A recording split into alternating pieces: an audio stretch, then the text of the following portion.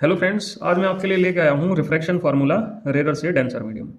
मतलब हमें रिफ्रैक्शन के लिए एक फार्मूला डिराइव करना है जिसमें लाइट रेयर मीडियम से डेंसर मीडियम में जाएगी। सपोज ये मैंने इधर एक मीडियम लिया हुआ, ठीक है, जिसका जो फेस है वो सर्कुलर है। अब लाइट रेयर मीडियम से, ये तो हो गया डेंसर मीडियम, रेयर मीडियम से डेंसर मीडियम में लाइट जाएगी। जब वो जाएगी तो हमें कोई फॉर्मूला डिराइव करना है कि इमेज के डिस्टेंस ऑब्जेक्ट के डिस्टेंस के बीच में क्या रिलेशन होगा। ठीक है, यहाँ रखा मैंने ऑब्जेक्ट ओ से एक रे गई और वो इस इंटरफेस पे जाके टकराई, मतलब इस रिफ्रैक्टिंग सरफेस पे जाके टकराई। तो यहाँ होगा क्या, यहाँ रिफ्रैक्शन होगा। अगर ये मीडियम यहाँ पे नहीं होता फिर ये लाइट सीधे निकल जाती। लेकिन दिक्कत क्या है, क्योंकि यहाँ एक डेंसर मीडियम है तो हमने पढ़ रखा जब लाइट रेयर मीडियम से डेंसर मीडियम में जाएगी तो वो बैंड टुवार्ड द नॉर्मल हो जाएगी। लेकिन सवाल सबसे बड़ा ये है कि इस इंटरफेस पे हम नॉर्मल कैसे ड्रॉ करेंगे। तो नॉर्मल की खास पहचान है, हमेशा नॉर्मल जब भी आपको ड्रॉ करना हो किसी पॉइंट पे तो आप उस पॉइंट को उस सरफेस के सेंटर से ज्वाइन करा दीजिए।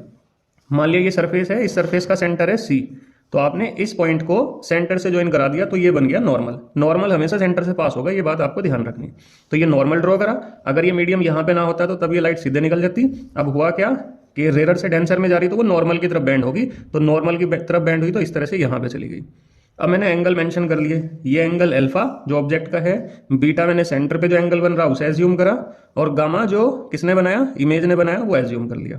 ठीक है, नॉर्मल और इंसिडेंट रे के बीच में एंगल ऑफ इंसिडेंस हो गया और रिफ्रैक्टेड रे और नॉर्मल के बीच में हो गया एंगल ऑफ रिफ्रैक्शन आर।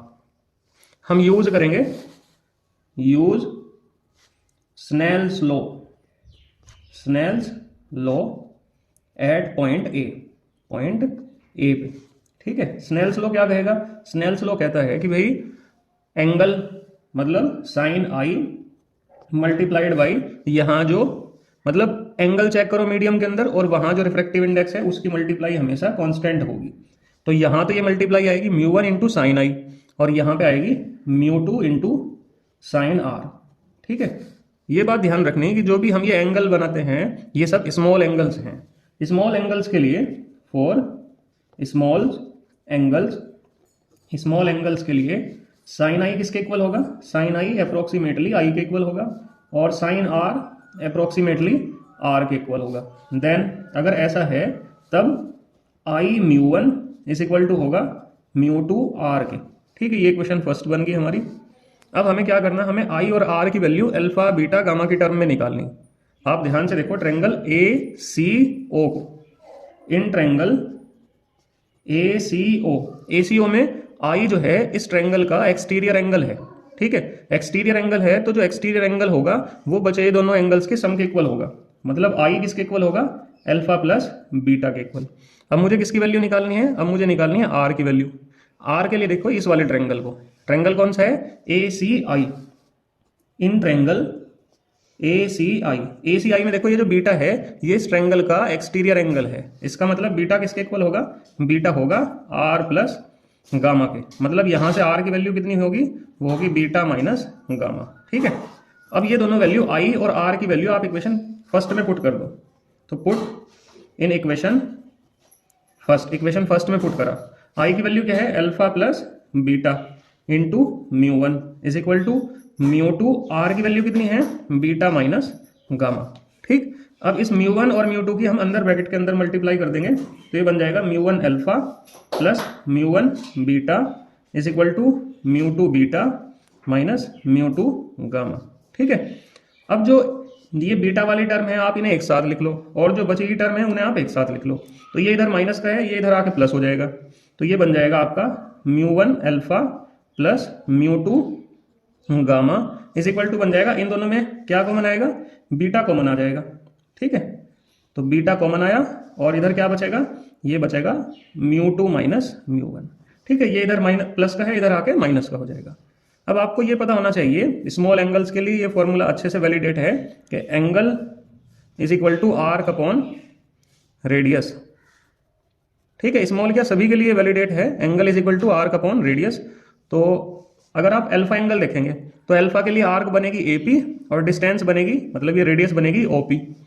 तो म्यू वन अल्फा की वैल्यू क्या लिखेंगे आप, AP upon OP plus mu two as it is, और गामा कितना होगा, गामा के लिए आर्क बनेगी एपी और रेडियस बनेगी P I is equal to beta. Beta के लिए आर्क तो ए पी रहेगी और रेडियस हो जाएगी पी सी और mu two minus mu one. आप देख रहे हैं कि यहाँ से ए पी कॉमन आ रहा और ए पी से ये वाला ए पी कट जाएगा, तो बचेगा क्या, mu one upon O P. O P क्या है, ओ पी है ऑब्जेक्ट की डिस्टेंस। क्या है, ऑब्जेक्ट की डिस्टेंस। अगर आप साइन कन्वेंशन का ध्यान करेंगे तो साइन कन्वेंशन में इधर की डिस्टेंस नेगेटिव हुआ करती हैं, तो ये बन जाएगा माइनस के you plus mu to P I. P I मतलब इमेज की डिस्टेंस, और इमेज की डिस्टेंस कैसी होगी, पॉजिटिव होगी। क्यों, क्योंकि ये राइट में बनी, लेफ्ट की डिस्टेंस इज नेगेटिव, राइट की distance is positive, upon V is equal to A P तो कट ही गया, बचा क्या, mu two minus mu one upon PC. PC मतलब सेंटर की डिस्टेंस। आप ध्यान करो, सरफेस से सेंटर की डिस्टेंस होगी हमेशा रेडियस के इक्वल। तो ये आपके पास फॉर्मूला बना म्यू वन अपॉन यू। आप इसे ऐसे भी ध्यान रख सकते हैं कि भाई पहला मीडियम अपॉन वहां पे जो डिस्टेंस है, प्लस क्योंकि इधर डिस्टेंस कैसी होंगी, नेगेटिव, इधर दूसरा मीडियम अपॉन वहां की डिस्टेंस इज इक्वल टू इन दोनों के रिफ्रैक्टिव इंडेक्स का डिफरेंस अपॉन में रेडियस। भाई ये ज्यादा रिफ्रैक्टिव इंडेक्स होगा तभी तो डेंसर है, तो इसमें से हम इसे घटाएंगे और अपॉन में आर, आर कैसा है, पॉजिटिव है। तो ये जो फॉर्मूला बना, ये रिफ्रैक्शन का फॉर्मूला बना रेरर से डेंसर। ये कौन सी सरफेस है, कॉन्वेक्स सरफेस है, इस बात का भी ध्यान रखेंगे, कॉन्वेक्स सरफेस। खैर सरफेस कोई सी भी होती, कॉन्वेक्स सरफेस होती या कॉनकेव सरफेस होती, इमेज रियल बनती चाहे वर्चुअल बनती, रेरर से डेंसर का फॉर्मूला तो यही रहेगा। अब मैं आपको एक और अच्छी जानकारी दूं कि अगर आपको डेंसर से रेरर का फॉर्मूला बनाना हो, कौन सा, डेंसर से रेरर का, ये तो कौन सा है, रेरर से डेंसर का। अगर आपको पलटना हो ये फॉर्मूला तो आपको कुछ नहीं करना, केवल म्यू वन और म्यू टू को आपस में इंटरचेंज कर देना। डेंसर से रेरर के लिए फॉर्मूला आप अगर बनाने लगोगे तो कैसे बनेगा, जहां पे म्यू वन लिखा हुआ वहां पे आप म्यू टू लिख दो, जहां पे म्यू टू लिखा हुआ वहां पे म्यू वन लिख दो।